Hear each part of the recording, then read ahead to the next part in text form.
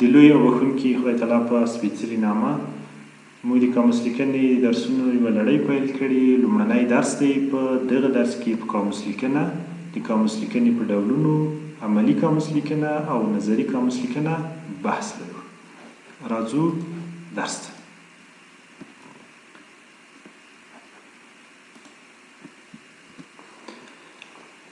قاموس لیکنه څه ده؟ هره ژبه د کمپیوټر، ادبیاتو، طب او ورځنیو خبرو لپاره ځانګړي کلمات لري. یوه کلمه په یوه ځای کې یوه معنا لري، په بل ځای کې بله معنا لري. په ژبه کې ډېر ځله داسې کلمات شته چې د خپلې ژبې ویونکی په معنا نه پوهېږي. نو دغه کلمات په یوه ټولګه کې ساتل، غونډول او معنا کول، تعریفول قاموس لیکنه بلل کېږي.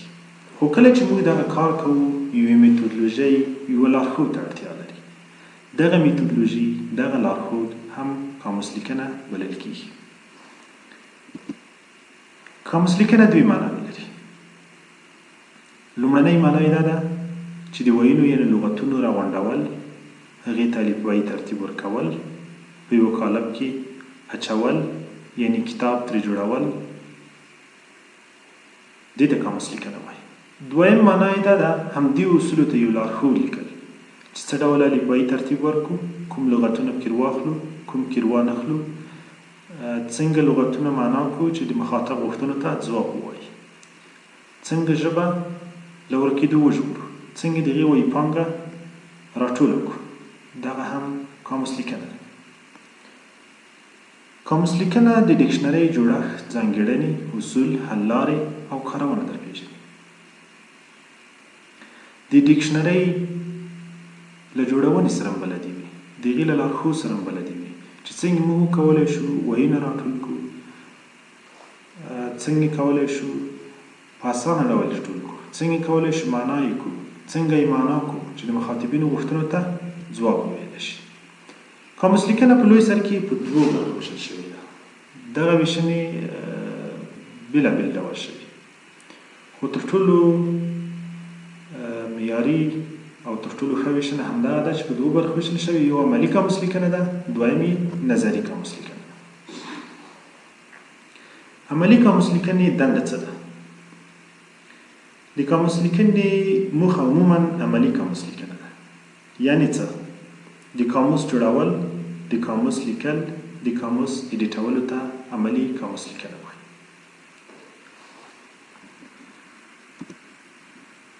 مثلا راځو حمله یې ووایو. دا قاموس دی یا ډکشنري ده.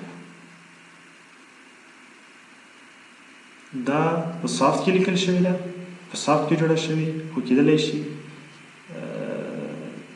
دا په هارد بڼه هم وي.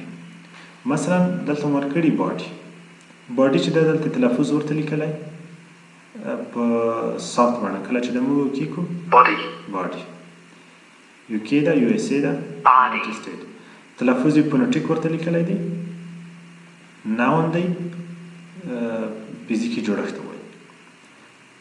دلته یې تعریف لیکلی. ناون دی، ناون خو دلته ناون خلاص شو. کانټیبل نیم دی یعنې شمېرواړی. د هول فزیکل سټرکچر د فارم ا پرسن اور انیمل. دلته یې تعریف ورته کړی دی چې باډي څه ته وایي. بیا یې دې ته مثالونه ورکړي.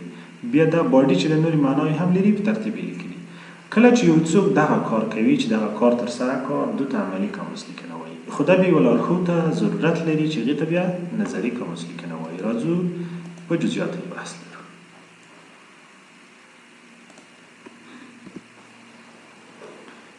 د قاموس لیکونکي اصلي دنده عملي قاموس لیکنه ده. یعنې دی قاموس جوړوي، د یوې ژبې کلمات راټولوي، هغې ته ترتیب ورکوي، هغې ته تلفظ لیکي، هغې ته ګرامري حالتونه لیکي، هغې ته معنا تعریف لیکي. همدا ډول نورې چارې هم ترسره کوي چې قاموس کې یو ویی چې کله سرویی چې ورداخلېږي هلته اصطلاح راځي، یعنې زیرمدخل راځي. دغه ټولې دندې د قاموس لیکونکي دي. په عملي قاموس لیکنه کې قاموس لیکونکی لاندې دندې ترسره کوي. د کلماتو سمه املا لیکي. په یوه ژبه کې کلمات ډېر دي،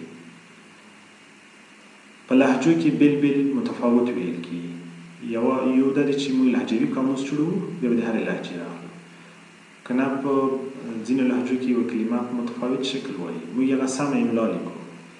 بیا کله د یوې ژبې ویونکی یا یو کس چې مشکلات لري خپل مشکلات په قاموس کې پلټي، هغه د کلمې سمه املا له قاموس راخلي، سمه معنا ورته لیکي، د کلماتو سمه تعریف لیکي او قاموس ته ګرامري توکونه په سم ډول داخلوي. یوه کلمه هم اسم ده هم صفت ده، دا دواړه ورته لیکي، تشریح کوي یې.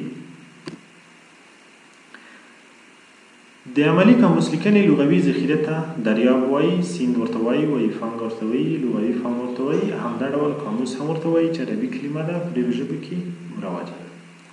نظري قاموس لیکنه څه کار ترسره کوي؟ مخکې بحث ورباندې وکړو. د قاموس لیکنې د مطالعې اصلي محور نظري قاموس لیکنه ده.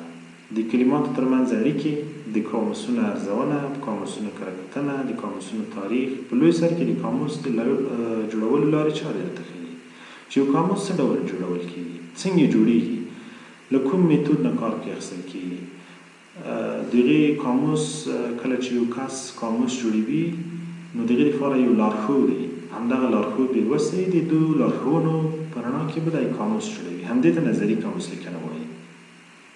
نظري قاموس لیکنه له عملي قاموس لیکنې سره مرسته کوي، د هغې لپاره اصول جوړوي چې د همدغو اصولو له مخې به یو کس راپاڅېږي، قاموس ته مواد داخلوي. زموږ دلته بحث هم ټول په نظري قاموس لیکنه باندې چې له همدې تیورۍ نه په ګټه اخیستنه به موږ قاموس لیکنه کوو. که موږ په دې اصولو باندې خبر نه وو نو موږ قاموس هم نشو جوړولی. نظري قاموس لیکنه د موادو په راټولولو خبرې کوي چې مواد څنګه راټول شي. لیستونه دي، تیوري ده موږ ته وړاندې شوې ده، هغه لیستونه را اخلو، ټولوو یې، تعریفوو یې او قاموس یې داخلوو. همدارته وایي چې کوم لغتونه قاموس داخل شي، کوم داخل نشي، فونوټیک ورته ولیکل شي، څنګه ولیکل شي، تلفظ څنګه ولیکل شي چې د مخاطب غوښتنو ته په اسانۍ ځواب وویلی شي. همدغه نظري قاموس لیکنه یا د قاموس لیکنې لارښود دی. نظري قاموس لیکنه د وایي په ټولو ځانګړنې خبرې کوه. د هغې لپاره د معنا تیوري جوړوي یا د هغې لپاره تعریف جوړوي چې باید څنګه تعریف شي، چې بیا موږ عملاً قاموس لیکنه کوو، له همدغو اصولو نه استفاده کوو.